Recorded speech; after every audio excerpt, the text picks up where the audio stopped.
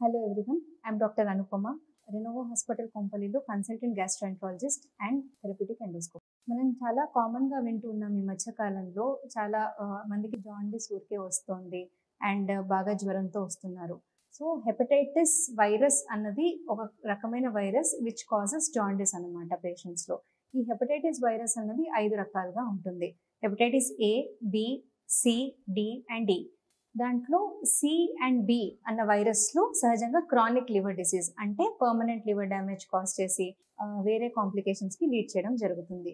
వేరస్ hepatitis A and ఈ అనేవి acute హెపటైటిస్ని cause చేస్తాయి. అంటే ఇప్పుడు మనం సహజంగా ఈ హెపటైటిస్ వచ్చిన పేషెంట్స్లో దెర్ విల్ బి ప్రోడ్రోమ్ అనమాట. అంటే మొదట్లో ఫీవర్, లేకపోతే కొంచెం ఒళ్ళు నొప్పులు, లేకపోతే కొంచెం బద్ధకంగా ఉండడము, విపరీతమైన ఒకరిగా వాంతికి వచ్చినట్టు ఉండడము, ఇంకా కొంచెం ఆకలి మందగించడం అలాంటి సిమ్టమ్స్తో ఇనీషియల్లీ ప్రెజెంట్ అవుతారు. ఒక 1-2 వీక్స్, 1-2 వారాలు గడిచిన తర్వాత మెల్లగా వీళ్ళలో జాండీస్ డెవలప్ అవ్వడం జరుగుతుంది. ఆ జాండీస్ మెల్లమెల్లగా డీపెన్ అవ్వడం జరుగుతుంది.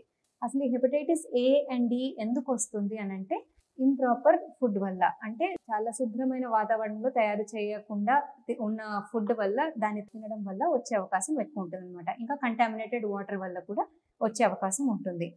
ఇలా హెపటైటిస్ ఏ అండ్ ఈ వచ్చిన వాళ్ళలో మరి జాండీస్ వస్తే ఏం చేయాలి?